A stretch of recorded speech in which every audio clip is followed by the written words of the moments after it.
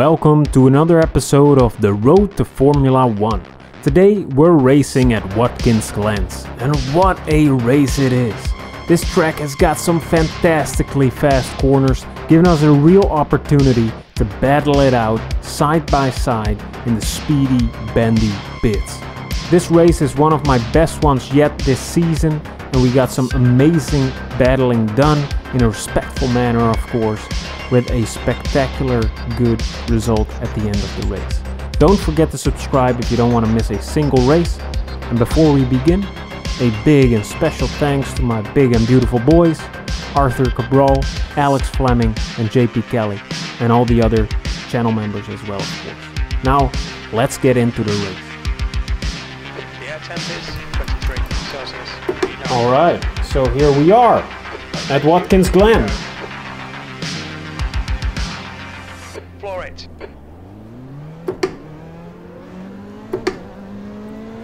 Oh boy. Here we go.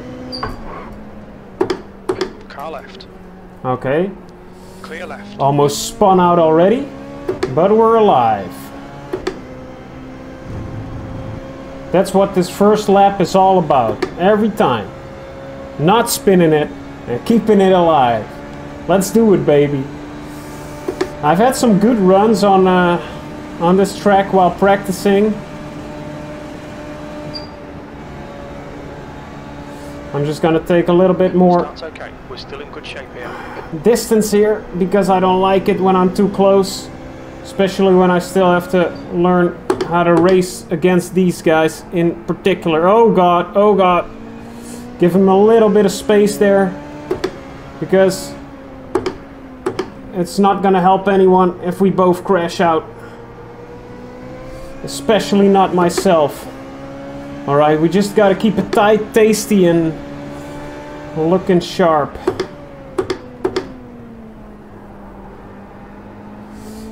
It's 25 laps, so it's nonsensical to try anything rash in the first lap here. And I'm just waiting for myself to spin out again on that first lap.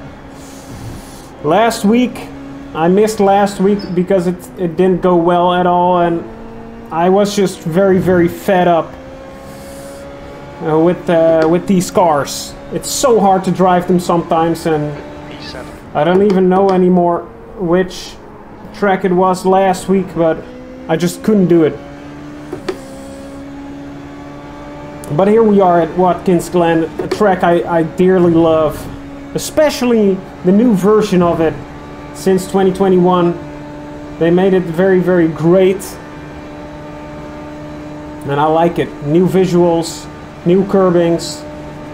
It looks brand new. Ooh. Oh god, oh god, oh god, oh my lord. Whoo! Baby. Oh my lord, what is this guy doing? Is that called defending these days?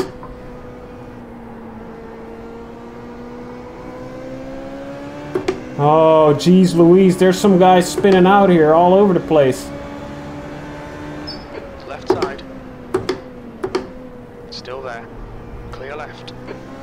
We made another pass, baby. Let's do it. Let's not spin it out in this corner.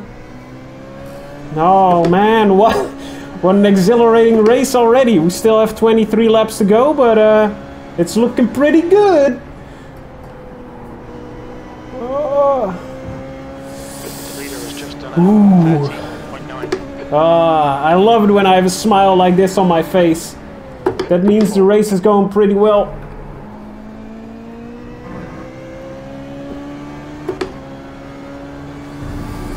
That's what you get when you're flying too close to the sun in these cars. You just spin out. And that's the last thing you want to do. On your left. Hold your line. I think he's gonna tuck right behind me here.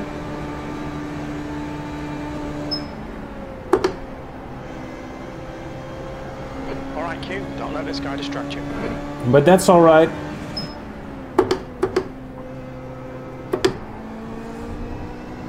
I've messed for the first time. I messed a little bit with the setups, and when I couldn't figure anything decent out, when I kept just crashing in practice mode, I just chose to go back to the standard iRacing setup for Watkins Glen.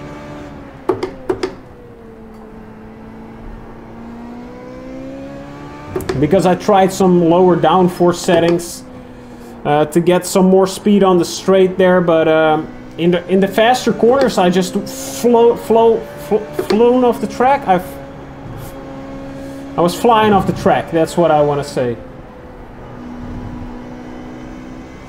And I even lost the guy in my rear view mirror. Third place, looking good here, baby! Auga! Now let's just keep it tasty and tight on the track, alright. And we might have a podium finish today. That would be very, very cool.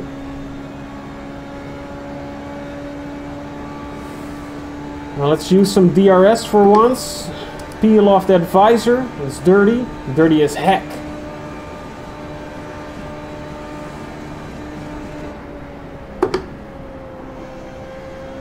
And this is a very strange corner, because sometimes you just go too fast and you steer too much and your car just goes flying off. It's a really amazing track with fast corners, Watkins Glen. But that also means that you gotta find the limits of those corners, of the car in those corners, and if you don't, you're gonna be flying the heck off this track. And that's the last thing you want. You've seen it, we've passed a couple of people that flew too close to the sun. Moron. Just like this corner. Never full throttle it, or at least not with this setup.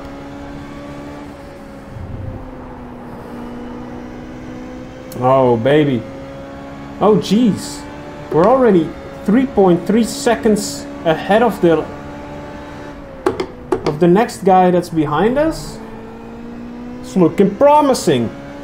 I like it.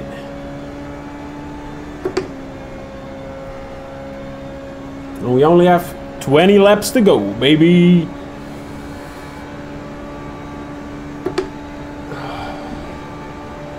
The gap behind is now 3.5. Oh, 3.5.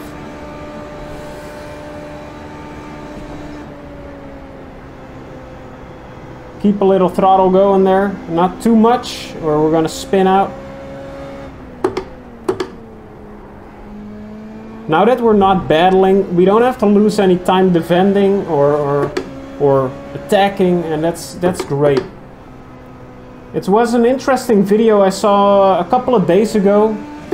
I don't know who by, but he was talking about how constantly defending can really hurt your overall race. And oh lord, and I think it can be compared to the saying, you want to win the war, not just the battle. And I thought it was a good insight that if you keep on defending and defending so that the guy behind you doesn't overtake you, you're gonna lose a lot of time overall, and good lap. That's your quickest today. That might lose you more than just that one spot. When you're constantly battling with someone and you're both losing time, the next person can come up and maybe take advantage of the situation. Gain 2 places instead of you losing one. Of course, you lose fucking 2. idiots, of course. Oh. Why? I'm an idiot, you. Sorry. Watch the replay. Watch what replay? I'm the guy that got caught in your bullshit. Back replay. These guys are angry. Yeah, I don't care about the two knuckleheads playing fucking footsies with each other. I got caught in your bullshit, and now my fucking racing record. My race too. You drive into me. Sorry, mate. That's what's racing. That's the dangers of racing. You know, you can get caught up in somebody else's battle. Race.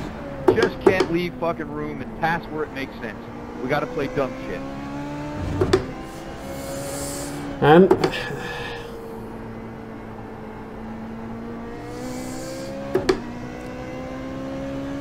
another thing I also saw in the same video was when things like that happen, you can't let the frustration get to you. I get that in these cars, when you crash, your race is just over, and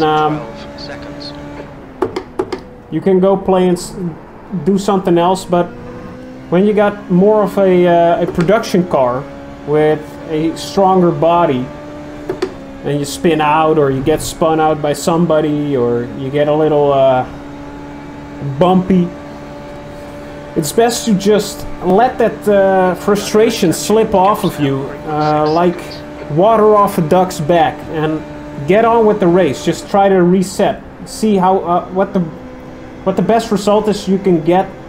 What the best result you can get is with the place you are at then. Does that make sense? So you just say, ah, heck, I got caught up by somebody, I got spun out.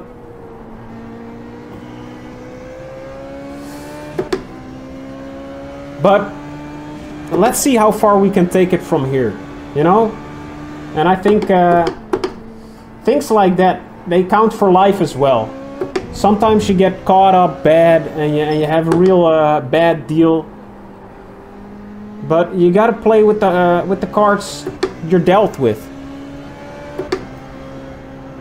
And you can make it worse by getting frustrated and acting on that frustration in an improper manner. But you can also just say, hey, it's not the best that this happened, but I need to move on.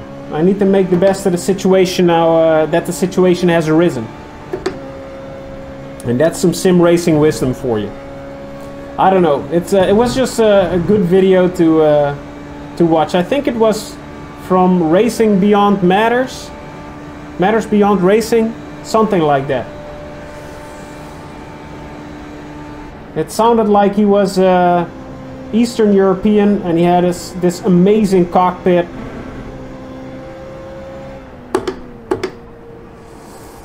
And he had some great insights to in my opinion.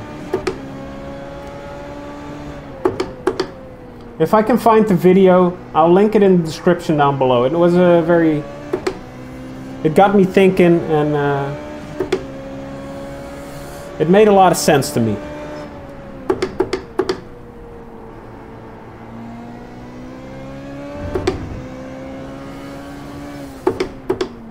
This podcast format while driving a Formula car is really working out. We're in third place, and I'm enjoying myself, telling you guys about what I've learned in the past week, what I've done.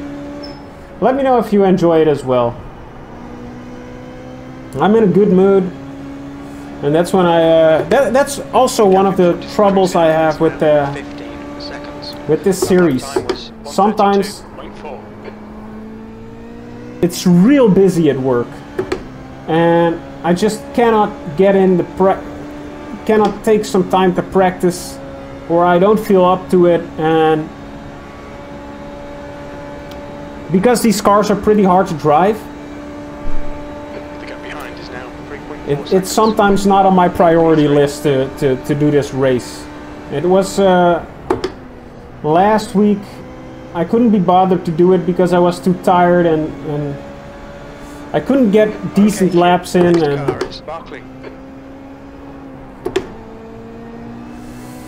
that happens, sadly. If these were just GT3 cars or the Mazdas, it would be a lot easier to just get a lap in. But because these races are every 2 hours, and it's not a very popular series, you really gotta have some luck.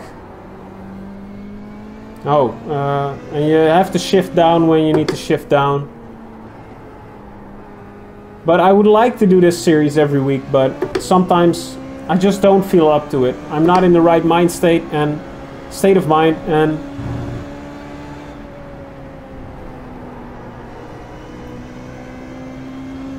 then it's best, I think, not to make a video, because I always feel like my videos are terrible when I don't feel like making a video, when I force myself to do it because I feel some kind of obligation, and then I think that's a lose-lose situation, and I'm trying to get rid of it, that mindset, because when I make a video when I'm not feeling like making a video,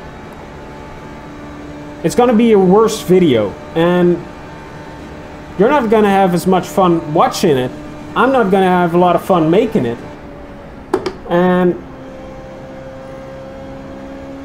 that's just a stupid situation. So I'm trying to have more fun with the videos, do it when I'm feeling like it, and I'm also trying to put in more effort to make them something I'm proud of, if that makes sense. And I think one of the first steps toward that goal of incorporating those three things was the Porsche review, the ACC Porsche review. Because I had a lot of fun in front of the green screen, I had a lot of fun editing that video, and I had such a blast driving the Porsche in ACC. It was a little bit unexpected that I would have such a blast, but it was a good time for me, and hopefully a good time for you as well. And that's that's not the first time I've said that. The guy behind me, Tim Corrigan, is coming closer and closer. I don't like it. He's in draft range. And I think I'm just gonna let him go. I don't want to have the trouble of 11 laps in, crashing both of us out, because I want to defend my third place position while I know he's just a faster driver. And because he caught up with me, and I'm just driving to the best of my ability. It's not gonna be a lot better than this, I think. We avoided all the wrecks, and now we're just hanging out here. But we can get a little better of a focus on the track maybe, and then hopefully we can outpace him a little bit. But not push it too much, because that's one of my problems. Whenever I try to defend, I push it too much and I ruin my own race. It's a quick tip from Quinny Boy here. Don't ruin your own race because you feel pressure to perform better. 32.7. Okay, Q, that's good consistency. Keep it up. You might think, why didn't you go on the curb there? But during practice, I spun out a couple of times on that curb, and it's just not worth it. Yeah, here he is, catching up with me. Let me brake check. No, I'm not going to brake check him. Car right. He's still there. Clear right. Come on, don't let him get away. Alright, now it's attacking time, baby. We're in his draft.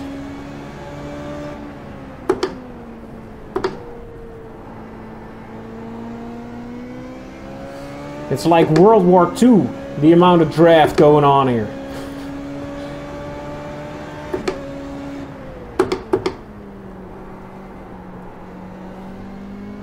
Okay, he's pulling away from me quite fast, because I don't want to ruin both our races by punting him.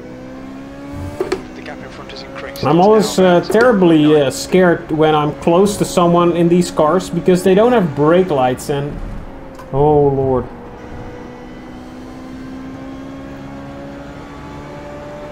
And I always anticipated quite wrong. They always seem to be here quicker than I thought. But I think now is the excellent time to overtake him again, because we're on the straight and we're going to use a little bit of DRS.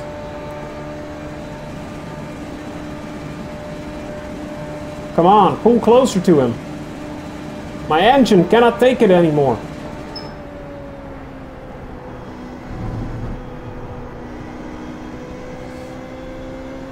We're not losing him at any rate, so that's good. Or at least not super fast. We're still within a second.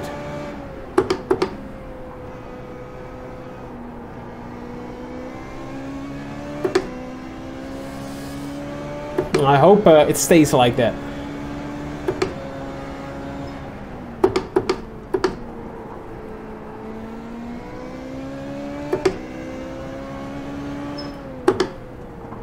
Alright, baby, come on. The gap in front is now 1.0 seconds. No, it's not. It's shorter than that. Come on. Keep on his ass, baby. What are we doing? 133's in the last, 131's now? Yes. Okay, Q, that's half distance. You're looking good for fuel. Your last lap time was at 131.3. Yeah, 2 seconds faster, boy. That's what you get battling with the best. Screw up. Get some hype going. Screw up, pop, pop, poo. Come on. Oh yes. It's like he's pulling us forward.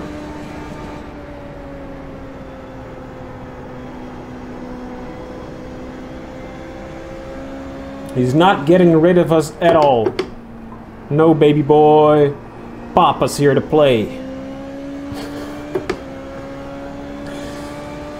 I crack myself up sometimes. Jeez Louise.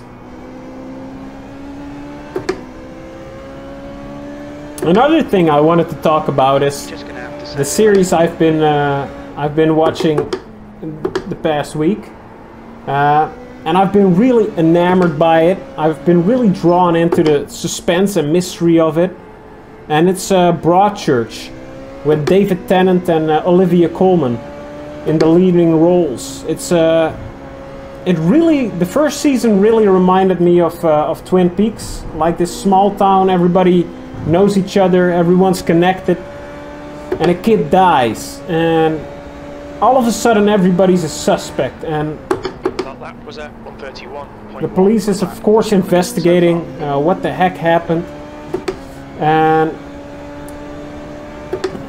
you're just on the edge of your seat the whole first season, because secret after secret after secret is exposed about these people in this small town, and it just ruins all their lives, this murder. And you really feel for these people, Okay, and Q, stay close. Wait for him to make a mistake. you really feel like you're going through this awful drama with them. The performances are just amazing. Olivia Colman is just so good in this. I loved her as the Queen in The Crown, and I think she does an amazing job in Broadchurch. I think she's even better in Broadchurch. And I really felt it was just a series. I thought it was just a boring old murder mystery, a British murder mystery, and something like Midsummer Murders, you know. But it was so much more than that. I really connected with the characters. You sometimes think, wow, this guy is such a bad guy, I hate him, he must have done it, and then they shine a light on another aspect of their lives, and you are sitting there like, wow, I am the asshole here because I judged too quickly. I thought I had the facts, but I had not, and maybe he was right for acting in a particular way. And it also goes the other way around. You think like, this guy is such a sweet and beautiful man, or this is such a sweet and beautiful woman. Oh. And then it just pulls out that rug from underneath you, and you're like, wow, they're a piece of trash actually. And besides those twists, it also deals with the shittiness of the situation in such a mature way. And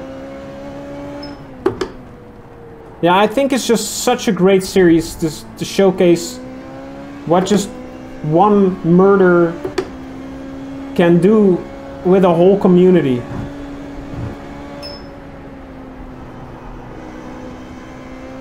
And how serious the impact on all these people's lives are. 131.3.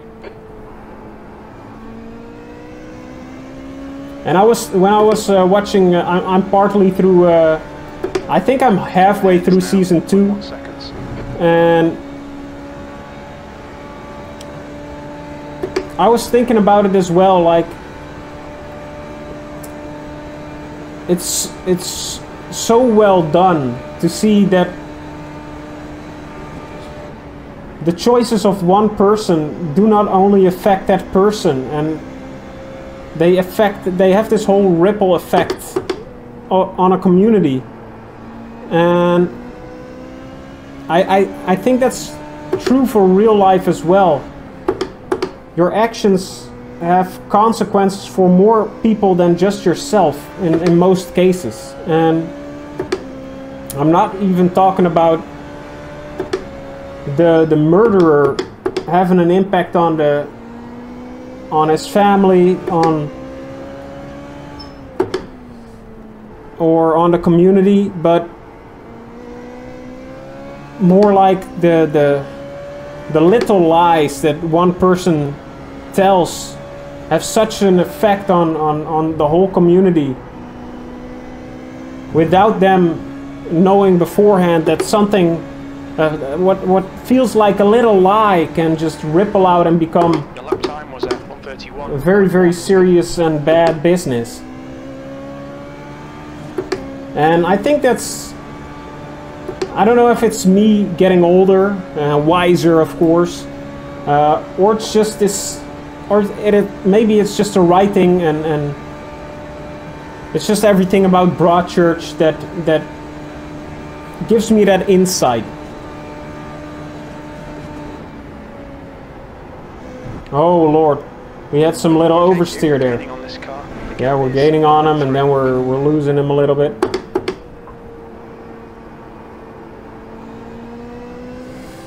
We're just keeping a tight distance until we get a real good shot, because I don't want to mess around in these cars all too much. Come on, pass him already. You drive this car, you son of a gun.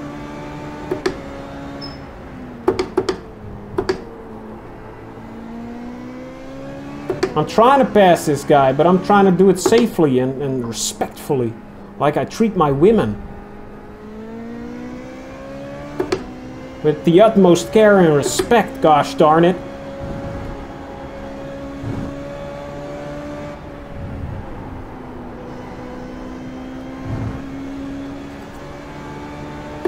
But yeah, Broadchurch. I don't know about the third season yet, of course, but the first 2 seasons are top-notch television. Oh god, please don't. Ooh. The first 2 seasons, top-notch television. In the Netherlands, you can watch it on Disney Plus. Not sponsored, but if you want to, Disney, please sponsor me. But anyway, I just highly recommend it if you're into good TV. It's amazing. That's my critically inept. No, it's a very well-formed opinion, actually. And I think everybody who loves a good murder mystery will love Broadchurch. Everybody who likes good TV writing will love Broadchurch. Come on, we're getting closer to this guy.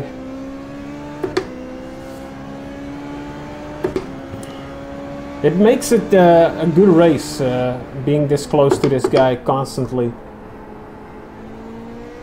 Because when you're just tons of miles away from the next driver, I always get into this habit of just not pushing it all that much.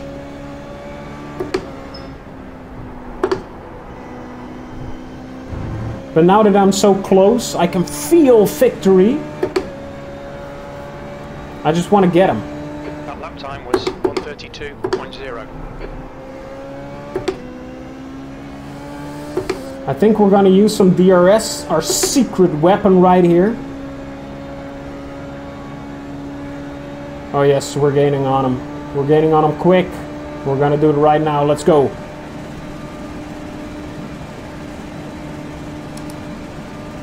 Oh, come on.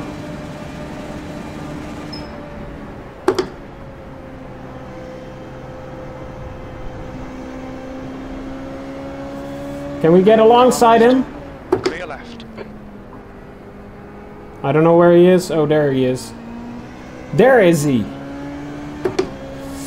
We almost had him. Come on, little baby boy. I will wipe your cheeks. Wipe them on the floor. Find them under pressure.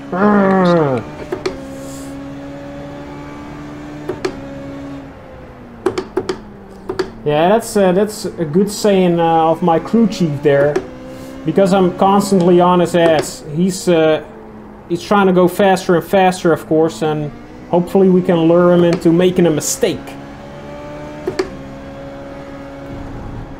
And hopefully we don't make a mistake ourselves.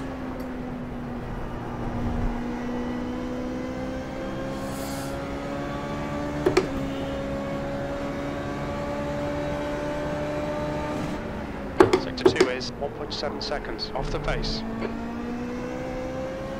This time we're gonna overtake him. I just feel it. Yeah, look at this. We already have a run on him.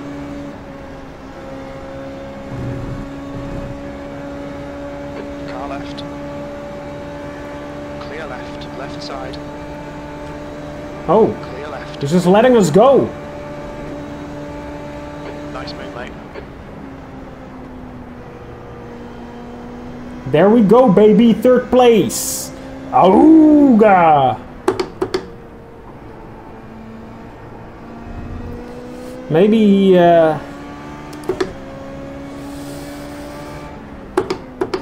he has the same tactic as me, just... Alright, Q. Hold your nerve. Just keep it smooth. No mistakes. Just waiting patiently for the right time to overtake.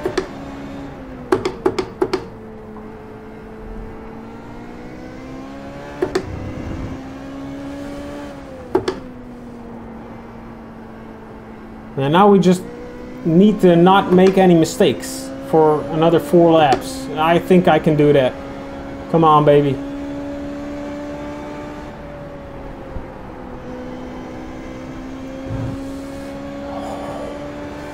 I gotta say, I'm getting pretty sweaty here. I feel like a rotisserie chicken right about now. Jeez Louise. But that does confirm that my new sweater, this beautiful pink sweater that I'm wearing, is keeping me warm inside, so that's good. Use a little DRS to pull away from this guy. We have 3 laps of DRS anyway, so let's just use it respectfully, of course. This is going great. I wonder why he just let me go and on the straight. I felt maybe there was something wrong with this pedal. That could be as well. That he just accidentally let go of it for a little while, and then you just on a straight like that you just lose a lot of speed. But now we just got to keep it tight for the rest of the race, and then we're in 3rd place, which is wonderful. The gap behind is now 0.8. Okay.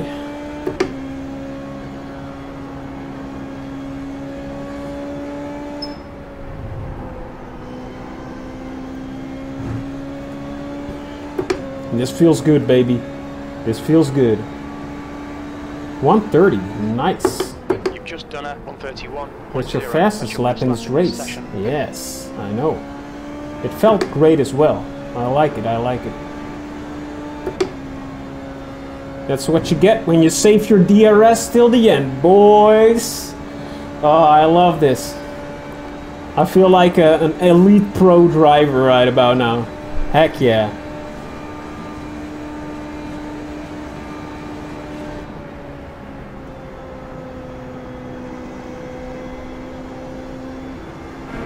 Ooh.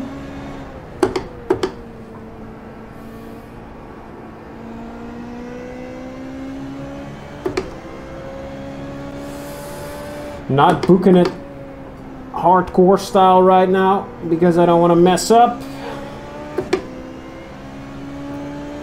But yeah, I feel ready for F1 after this race. Gee dang it, man. I think this might be the best race of this season. I feel like I really put in the work and... Barkley, 129.7. Hold your nerve, just keep it really held my nerve, like Mr. Crew Chief is saying right here. I held my nerve, didn't do anything rash. For once I didn't spin out on that first lap. We still can spin out, maybe on the in lap. 2 laps left, come on, you're looking good for a podium. You've just done a 131.6. Sector 2 is... Oh, we're pulling away. Off the pace. I like it. 2 DRSs left. 2 laps left. That's what I call epic win, baby.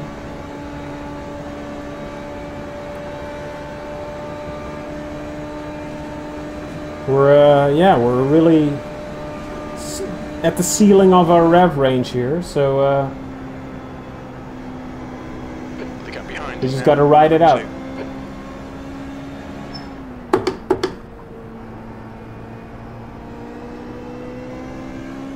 Oh man, beautiful. I'm just at a loss for words at how good this is going. And I'm really proud of myself for once that I did so well in one of these races. I was already astonished when I joined the practice session, and normally in these cars I always use the default setup because I'm terrible at iRacing setups. So normally I'm like 5 or 4 or 5 seconds off the pace, sometimes 6. But now I was just 2 seconds off the pace, and I thought, wow, not that bad, baby, not that bad. Okay, Q, 1 more to go. Keep it together, we'll be on the podium. But maybe it's because I got my lawn chair back. Recently I bought a gaming chair, and I should have known that like a casual gaming chair in the price range of a play seat, whatever, like the 200 euros play seats, it would not be good. But I got such back cramps from it that I just had to go back to the lawn chair. It's just a proven theory, a proven concept that lawn chairs are the best racing chairs, because I've never done better in the Formula Renault 3.5 than in this lawn chair. Jeez Louise. If you watched it up until this point, thank you so much for hanging around in this race. I hope you enjoyed this podcast style race. I think we had a good one, and yeah, thanks for hanging out. I hope you enjoyed it, and I hope to see you in the next video as well. 3rd place, my beautiful baby boys and girls, thank you so much for supporting me and Thank you, great drive, that's a podium. watching this great drive. Heck yeah, a podium win. I'm drenched in sweat. That's my personal detail that I'm going to give you today. And I hope you have a wonderful one as well. So yeah, thanks for watching. Like and subscribe and all that. And I love you guys. Mwah. See you in the next video.